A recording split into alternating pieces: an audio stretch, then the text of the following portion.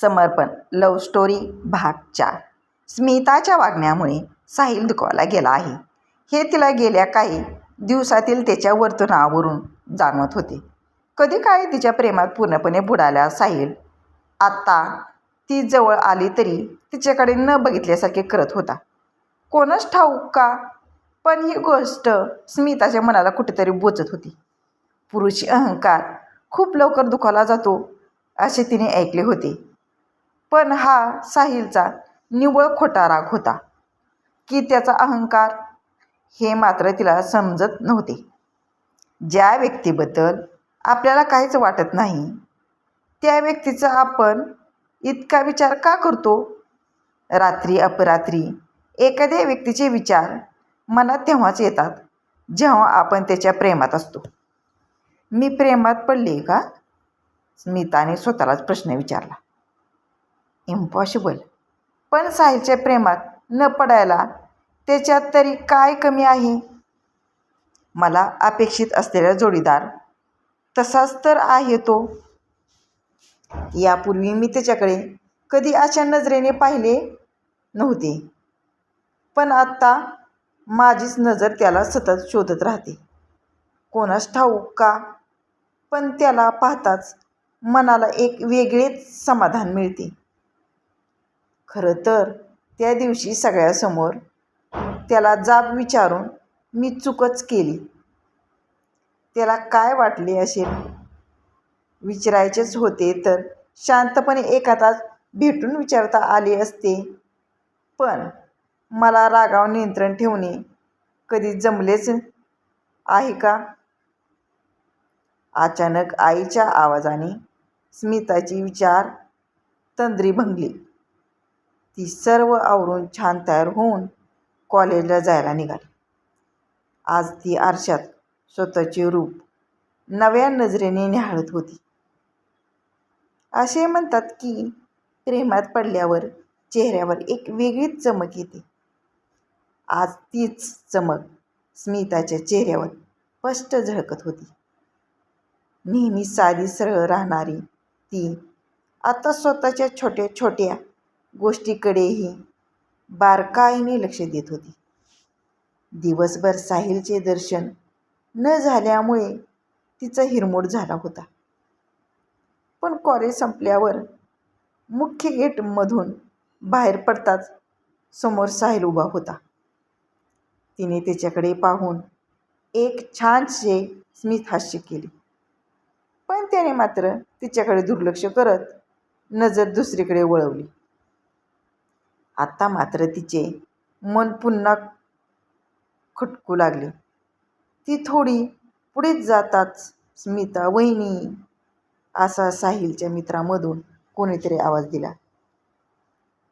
त्याच क्षणी तिच्या हृदयाची धडधड वाढली. तिचे पाय जागीच थबकले. खरं तर ती मनातून खूप आनंदी झाली होती, पण मागे वळून पाहण्याची तिची हिंमतच होत नव्हती. अखेर त्या वहिनी या हाकेकडे दुर्लक्ष करून स्मिता तशीच घरी निघाली. तिच्या मनात सतत साहिलचेच विचार येत होते. जर तो खरंच माझ्यावर प्रेम करतो तर मग असे दुर्लक्ष का करतोय? मनात एक ना अनेक प्रश्न निर्माण होत होते. या प्रश्नाची उत्तरे शोधायची असतील तर साहिल थेट बोलावे लागेल, पण त्याच्याशी बोलण्याची हिंमत स्मितामध्ये नव्हती. असे म्हणतात की ज्या व्यक्तीवर आपण प्रेम करतो तिचा चेहरा सतत डोळ्यासमोर दिसतो. हेच सगळे आता स्मिता अनुभवत होती. स्वतःला नक्की काय होते हे तिला समजत नव्हते.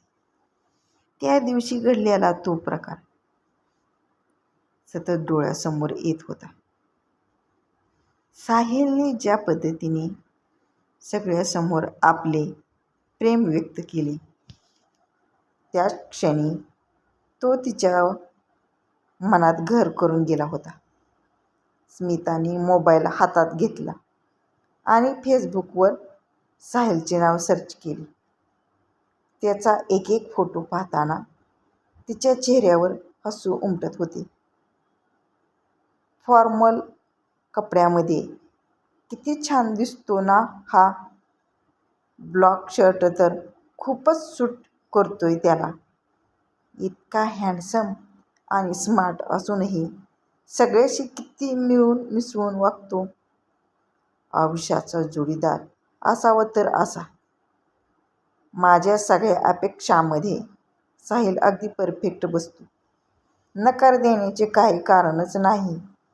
पण खरंच त्याची अजूनही माझ्यावर प्रेम असेल का? ती स्वतःशीच पुटपुटली. त्याच्या मित्राने मारलेली ती वहिनी ही हाक अजूनही तिच्या अंगावर रोमांच उभा करत होती. तो बोलेल की नाही याची वाट पाहण्यापेक्षा आपणच त्याच्याशी बोलावे असे स्मिताला वाटायला लागले होते. थोडक्यात सांगायचे तर साहिलशिवाय राहणे आता तिला अशक्य झाले होते. अखेर खूप विचार करून तिने त्याला फ्रेंड रिक्वेस्ट पाठवली. मोबाईलवर कोणतीही नोटिफिकेशन आली की साहिलने फ्रेंड रिक्वेस्ट स्वीकारल्याची ती नोटिफिकेशन असेल असे स्मिताला वाटायचे. खूप वेळ वाट पाहूनही ती ज्या क्षणाची आतुरतेने वाट पाहत होती तो क्षण आलाच नाही. शेवटी राहून तिने साहिलला स्वतःहून मेसेज केला. हाय साहिल, त्या दिवशी मी कॉलेजमध्ये सगळ्यासमोर तुला जे काही बोलले त्यासाठी खरोखर सॉरी. तिने थरथरत्या हाताने मेसेज टाईप करून साहिलला पाठवला. काही वेळातच त्याचा इट्स ओके असा मेसेज आला. फक्त इट्स ओके? तो मेसेज वाचून स्मिता हिरमुसली. अजून किती दिवस रागवणार आहेस? तिने पुन्हा मेसेज केला. रागवतात आपल्या माणसावर. ज्या व्यक्तीवर आपला काहीच हक्क नाही तिच्यावर काय रागवणार? साहिलने रिप्लाय दिला. हक्क नाही?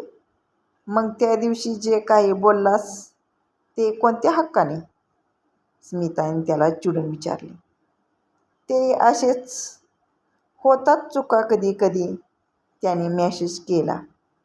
चुका? म्हणजे माझ्यावर प्रेम करणे ही चूक होती असे म्हणायचे आहे का याला? विचार करताना तिचे डोळे पाण्याने डबडबले. Okay bye, take care. ती नाईलाजाने बाय म्हणाली. मनातल्या मनात तो तिला बोलण्यासाठी थांबवेल असे तिला वाटत होते. पण त्यानेही मेसेज केल्यावर ती खूप हिरमुसली. हे असे असते का प्रेम?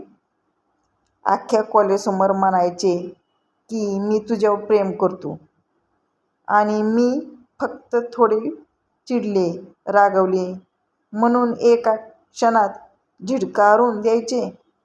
प्रेम म्हणजे आपल्या आवडत्या व्यक्तीसमोर स्वाभिमान, अहंकार आणि मीपणा सगळ्यांची किंमत शून्य असणे.